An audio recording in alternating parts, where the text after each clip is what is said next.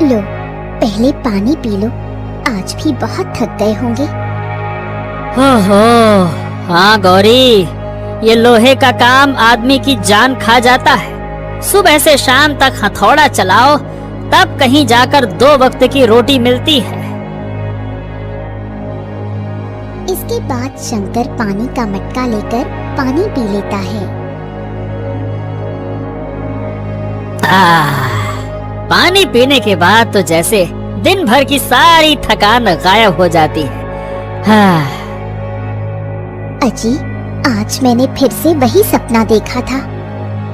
अरे भाग्यवान, देखो वो सपना तुम्हें बार बार इसलिए दिखाई देता है क्योंकि उसके बारे में तुम दिन भर सोचती ही रहती हो। अरे भाई, उस सपने के बारे में सोचना बंद करो तो अपने आप वो सपना दिखाई देना बंद हो जाएगा तुम्हें। हाँ।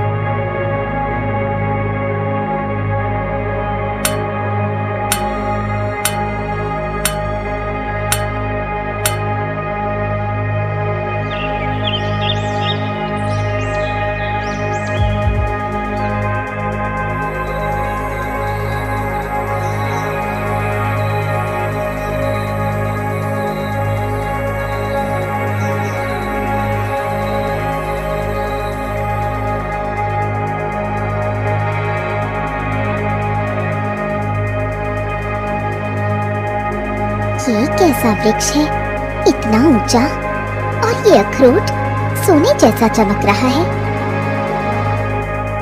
वो कांपते हाथों से आगे बढ़ गई।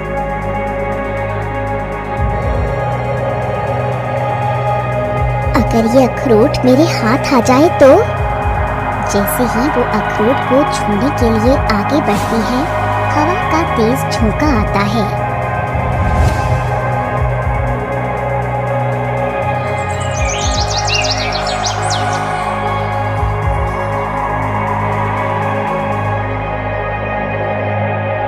अरे ओ भाग्यवान, अरे भाई कितना सोगी, उठ भी जाओ, अब सुबह हो गई है, उठो। इतना सुनते ही शंकर की पत्नी की नींद टूट गई और वो उठकर खड़ी हो गई। क्या बात है भाग्यवान, आज तुम इतनी देर तक सोती रही? अब मैं क्या बताऊं आपको, मुझे वो सपना आज रात फिर से दिखाई दिया। ओहो गौरी, अरे भाई सपनों में मत पड़ो। मैंने तुम्हें कल ही बताया कि तुम सपने के बारे में सोचना बंद करो तो सपना आना ही बंद हो जाएगा। नहीं, आप मेरी बात क्यों नहीं मानते? बार बार एक ही सपना आना, ये संजोग नहीं है। उस अखरोट में जरूर कुछ रहस्य है। ऐसा करो, तुम जंगल में जाकर वो अखरोट मेरे लिए ले आओ, मैं उसे खाऊंगी। हो चलो ठीक है गौरी, तुम्हारी बात मान लेता हूँ। तुम कह रही हो तो वो अखरोट मैं तुम्हें अवश्य ला कर दूंगा। ठीक है। इतना कहकर शंकर लोहार अपनी पत्नी गौरी की बात मानकर जंगल चल देता है। चलते चलते वो एक घने जंगल में पहुंचता है।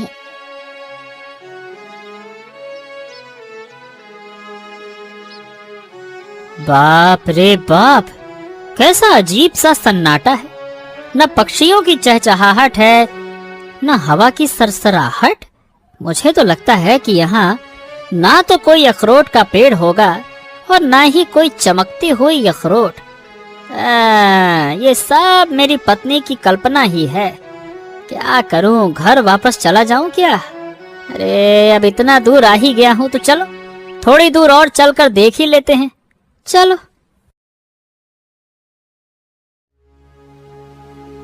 कुछ दूर और भटकने के बाद शंकर की नजर एक वृक्ष पर पड़ी जो एक अखरोट का है और दूर से कुछ सुनहरा चमकता हुआ दिखाई दे रहा है, जिसके बारे में गौरी ने सपना देखा था। अरे तेरी, ये तो वही है। हाँ, वही पेड़, और देखो देखो अखरोट। अरे बाप रे बाप, सचमुच सोने जैसा चमक रहा है। इसका मतलब गौरी का वो सपना एकदम सच था। वाह। शंकर ने जैसे ही अपना हाथ अखरोट तोड़ने के लिए आगे बढ़ाया, अचानक एक गिलहरी प्रकट हो गई।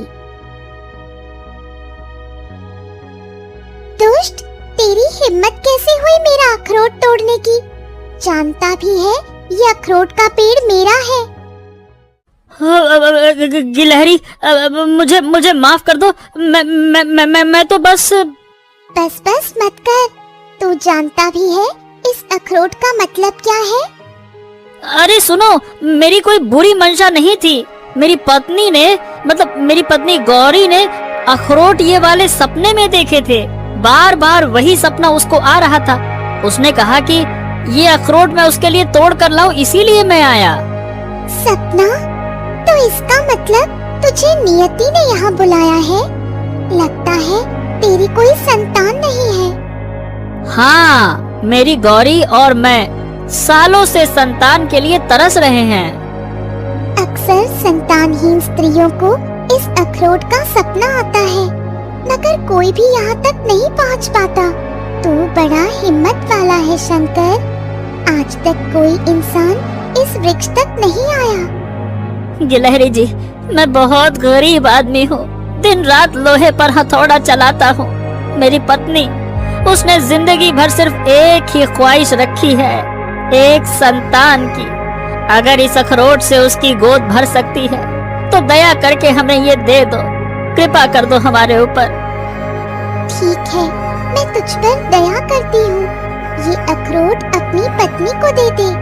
लेकिन सुन, जब तेरी पत्नी इसे खाएगी उसे जुड़वा पुत्र होंगे, और जब वो 20 वर्ष के हो जाएंगे तो उन्हें मेरे पास लाना होगा। उनका भविष्य मैं ही तय करूँगी। 20 साल बाद?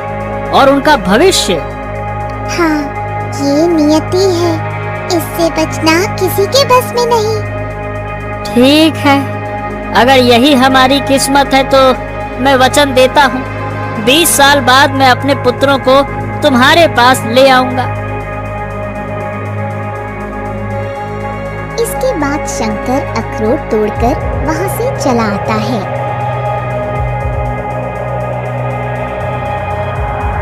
घर पहुंचकर लोहार अपनी पत्नी को सारी घटना सुनाता है। गौरी, ये देखो, यही है वो अखरोट। अरे गिलहरी सचमुच मायावी थी। उसने कहा इसे खा लेने से हमारी गोद भर जाएगी। तो मेरा सपना सच था। मैंने कहा भी था ये सपना व्यर्थ नहीं है। देखो, नियति ने तुम्हें वहाँ तक पहुँचाया। हाँ गौरी, ये रहा तुम्हारा अखरोट। चलो अब इसे खा लो। गौरी अखरोट लेती है और उसे तोड़कर खा जाती है।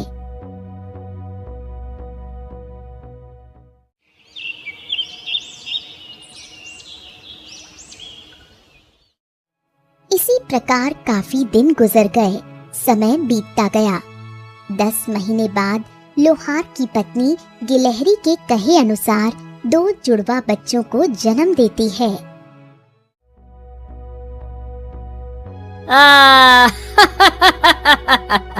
गौरी, आज तुमने मेरा जीवन सफल कर दिया।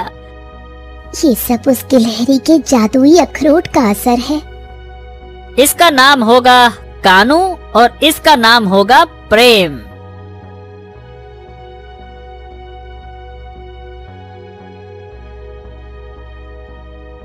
समय किसी तेज धारा की तरह बीत गया। कानू और प्रेम बड़े हो गए। दोनों जुड़वा थे, लेकिन स्वभाव से एकदम विपरीत।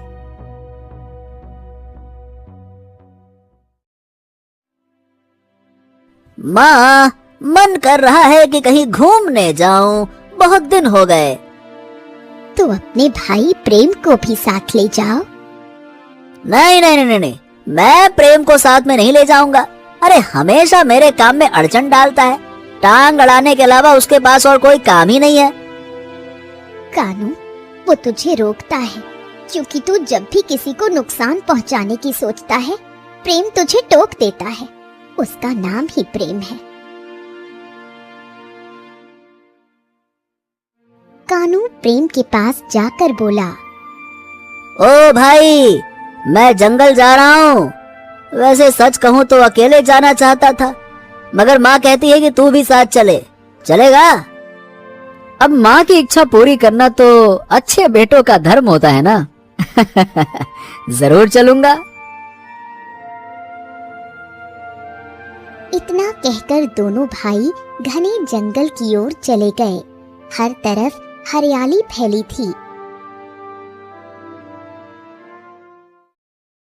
कानू चारों ओर देखने लगा। ओ भाई, तेरे चेहरे से लगता तो नहीं है कि तू जंगल की सुंदरता देखने आया है, हैं? अरे सच कहूं भाई, तो आज ना शिकार करने का मन है। क्या? नहीं नहीं नहीं भाई, बेजुबान प्राणियों को मारना पाप है, पाप।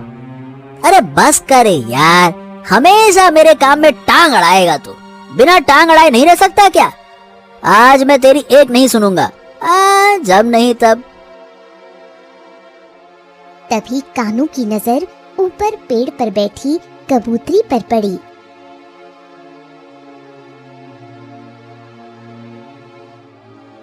उसने तुरंत पत्थर उठाकर जोर से फेंक दिया। पत्थर कबूतरी को जा लगा। हो, रुक जाइए भैया, आप ये क्या कर रहे हैं? देखो तो सही, वो बेचारी जख्मी हो गई है। इस मासूम सी चिड़िया ने आपका क्या बिगाड़ा है, बताइए। कबूतरी नीचे गिर गई। प्रेम ने दौड़कर झाड़ियों से कुछ जड़ी बूटियां तोड़कर तुरंत घाव पर लगा दी।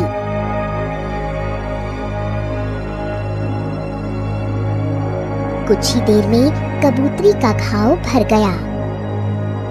धन्यवाद तुम्हारा। एक भाई ने मुझे घायल किया तो दूसरे भाई ने मुझे बचा लिया। क्या नाम है तुम्हारा? मेरा नाम प्रेम है। सचमुच तुम्हारा स्वभाव तुम्हारे नाम जैसा ही है। ये कैसे संभव है भाई? एक कबूतरी इंसानी भाषा में कैसे बोल सकती है? अरे हाँ, ये तो मैंने सोचा ही नहीं। कैसे भाई?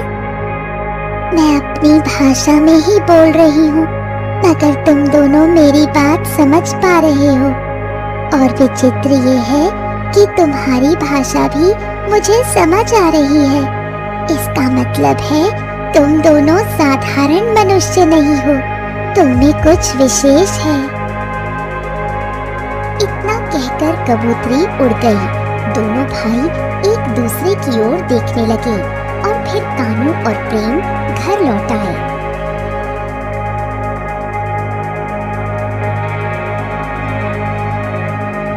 पता है पिताजी, आज जंगल में ना कुछ अजीब हुआ। एक कबूतरी मिली और वो हमसे एकदम मनुष्यों की तरह बातें कर रही थी।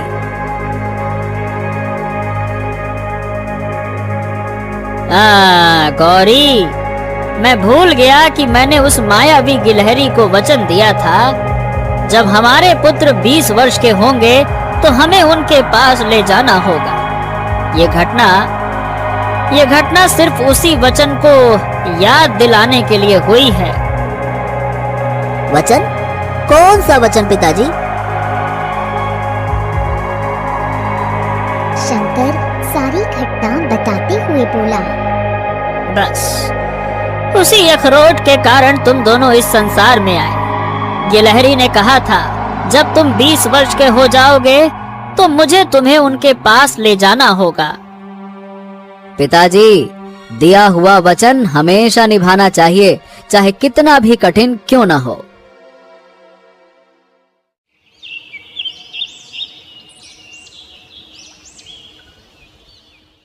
अगले दिन शंकर अपने दोनों पुत्रों को जंगल के उसी वृक्ष के पास ले गया।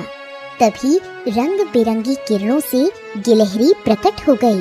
वो वही मायावी गिलहरी थी जो वर्षों पहले शंकर के सामने आई थी। समय आ गया, अब इन दोनों को कसौटी पर उतरना होगा। कसौटी? मैं कुछ समझा नहीं। मेरे जादुई अखरोट को खाकर जन्म लेने वाली हर संतान को परीक्षा से गुजरना पड़ता है। अचानक रंग बिरंगी किरणों से जमीन पर 2 अखरोट प्रकट हो गए। एक अखरोट चमकीला और आकर्षक था, तो दूसरा बिल्कुल साधारण था।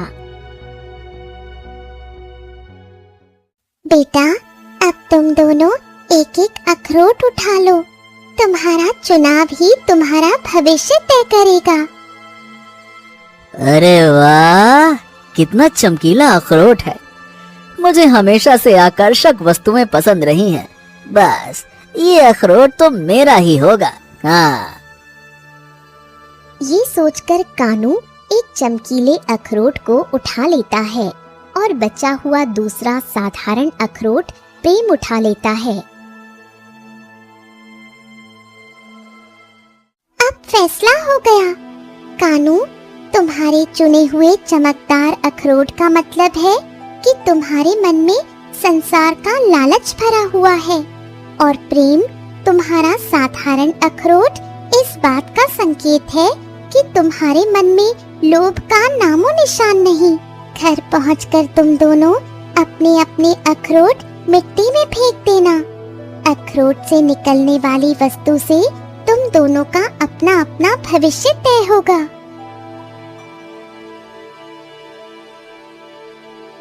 इतना कहकर गिलहरी रंगीन प्रकाश में विलीन हो गई और दोनों भाई अपने अपने अखरोट लेकर घर पहुंच गए। घर पहुंचकर गिलहरी के कहे अनुसार पहले कानू अपना अखरोट जमीन पर फेंकता है। अखरोट टूटकर 2 हिस्सों में टूट जाता है। उसके स्थान पर एक सफेद शाही घोड़ा और चमचमाती तलवार प्रकट होती है।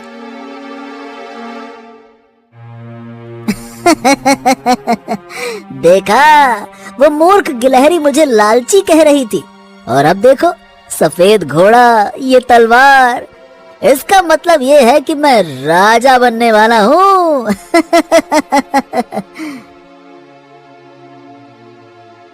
इसके बाद प्रेम भी अपना अखरोट जमीन पर फेंकता है।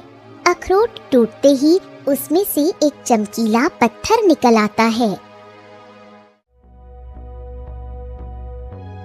मैं कोई साधारण पत्थर नहीं हूँ। तुम मुझे हमेशा अपने पास ही रखना। मेरे एकमात्र स्पर्श से ही कोई मृत जीव जीवित हो जाता है। हाँ हाँ, राज्य हमेशा दूसरों का जीवन छीन कर हासिल किए जाते हैं प्रेम। जीवन बांट कर कभी कोई राजा नहीं बना। नहीं भाई, तुम गलत सोच रहे हो। शक्ति का असली अर्थ है बचाना, ना कि नष्ट करना। हाँ, ठीक है ठीक है ठीक है। पिताजी, मैं तो चला अपना शाही घोड़ा लेकर अपने भाग्य को आजमाने। इसके बाद कानू अपने सफेद घोड़े पर सवार होकर हाथ में चमचमाती तलवार लिए वो गर्भ से निकल गया। पीछे से प्रेम चिंतित होकर देख रहा था। हे ईश्वर, इसे सही राह दिखाना। चलते चलते कानू सीधे महल की ओर निकल गया। थोड़ी ही देर में कानू अपने सफेद घोड़े और चमकदार तलवार के साथ सीधे महल के द्वार पर आ पहुंचा। ओ भाई, कौन हो तुम, और इस तरह से यहाँ क्यों आए हो? तमीज से बात कर। मैं इस राज्य का होने वाला राजा हूँ, राजा। तुम्हारे राजा को मारकर अब मैं यहाँ पे राज करूँगा, समझा? इतना कहकर कानू ने तलवार से सिपाही पर वार कर दिया। सिपाही चीखते हुए जमीन पर गिर पड़ा।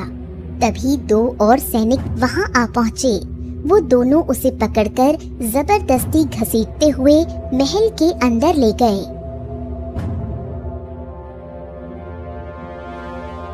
महाराज की जय हो।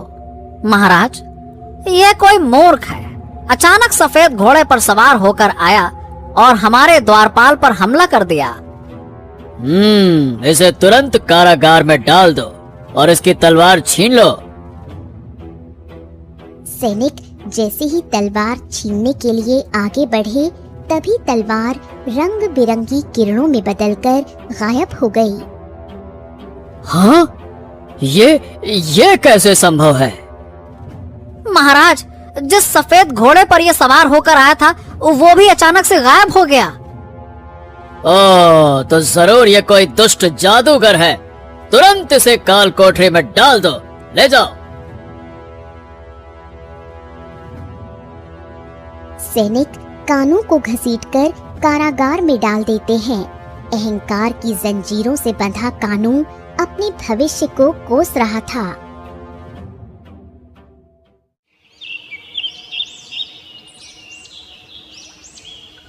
इसके कुछ दिन बाद राजकुमारी सुकन्या बगीचे में टहल रही थी।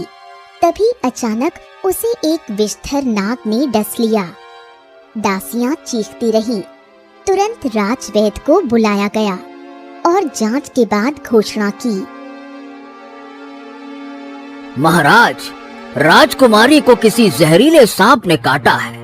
क्षमा करें, राजकुमारी अब इस संसार में नहीं रही। राजा सूरज सदमे में बेटी का शव देखता है और फूट फूट कर रो पड़ता है।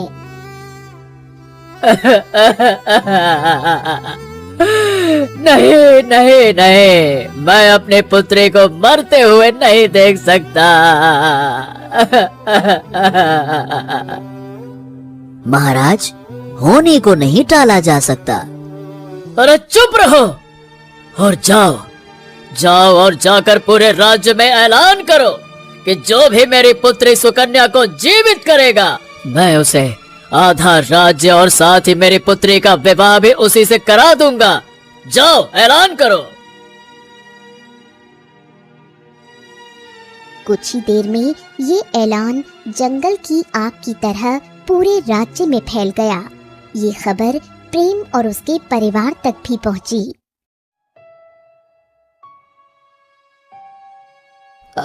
माँ, न जाने क्यों मुझे कानों की बहुत चिंता हो रही है। तभी शंकर भागते हुए आया।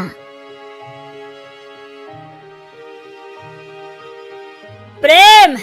अरे प्रेम, क्या तुमने राजा सूरज का ऐलान सुना? ऐलान? कौन सा ऐलान पिताजी? अरे राजकुमारी सुकन्या को सांप ने डस लिया।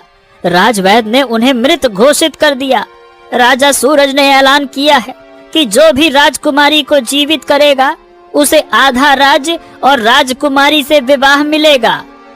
ओह, अगर मेरा चमत्कारी पत्थर किसी को जीवन दान दे सके तो ये तो मेरे लिए सबसे बड़ा पुण्य होगा। हाँ।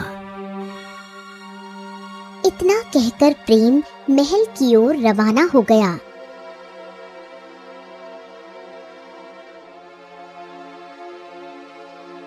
कुछ देर बाद प्रेम राजा के सामने खड़ा था। प्रणाम महाराज। महाराज, मुझे अनुमति दीजिए, मैं आपकी पुत्री को जीवन दे सकता हूँ। क्या क्या तुम सच में कर सकते हो? राजा तुरंत उसे राजकुमारी के पास ले गया। प्रेम अपना चमत्कारी पत्थर निकालता है और धीरे से राजकुमारी के शरीर पर रख देता है। पत्थर से प्रकाश निकलता है। राजकुमारी का चेहरा सामान्य हो जाता है और वो धीरे धीरे आंखें खोल देती है।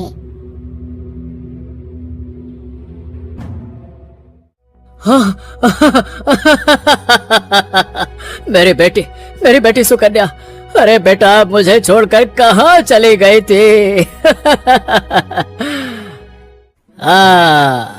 युवक, तुमने हमारी पुत्री को जीवन दान दिया।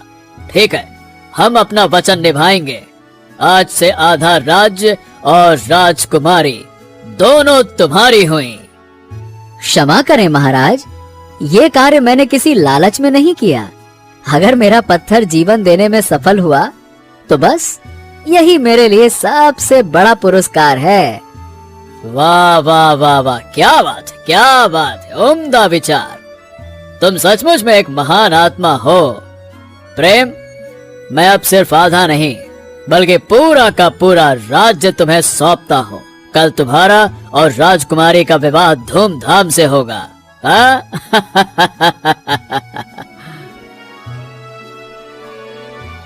अगले दिन प्रेम और सुकन्या का विवाह धूमधाम से संपन्न हुआ।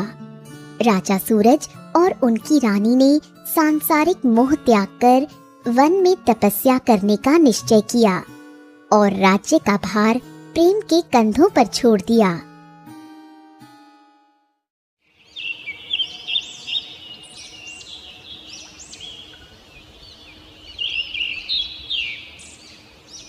स्वामी, आप इतने उदास क्यों हैं?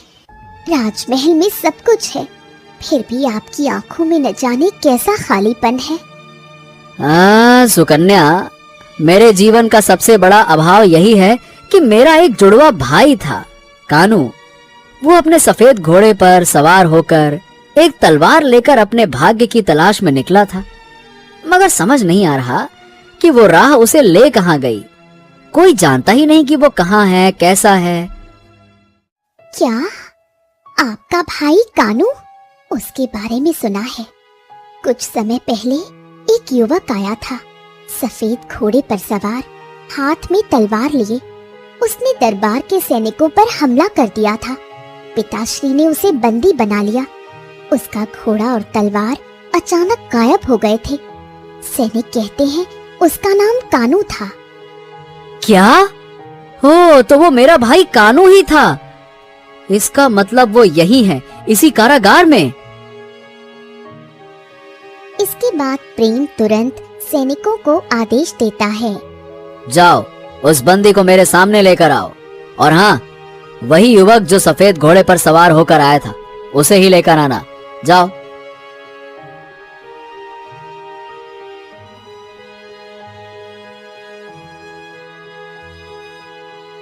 कुछ ही देर में दो सैनिक कानू को दरबार में लाते हैं। कानू का चेहरा थका हुआ है, आंखों में पछतावे की छाया है। हाँ भाई कानू, मेरे भाई, आखिरकार तुम मिल ही गए। मैं हमेशा डरता था कि कहीं तुमसे फिर कभी मिल पाऊंगा या नहीं मिल पाऊंगा, मेरे भाई। प्रेम, सही बताऊं तो मुझसे गलती हो गई। मैंने अपने लालच और घमंड में आकर उस गिलहरी के वरदान को गलत राह पर खर्च किया। अगर मैं बुद्धि से काम लेता तो सचमुच अपने भाग्य को संवार सकता था, पर मैंने सब बर्बाद कर दिया। आज मुझे अपनी भूल का गहरा एहसास है। क्या करूं? अरे बस बस बस बस बस, ऐसी बातें मत करो भाई। देखो, इंसान से गलती होती है, लेकिन उसे सुधार लेना ही सबसे बड़ी जीत है। मैं तुम्हें दोष नहीं देता, तुम मेरे भाई हो और भाई कभी दुश्मन नहीं होते। आओ आओ, अरे इधर तो आओ, आओ हम गले मिलें और फिर से एक हो जाएं। आओ मेरे भाई, आओ।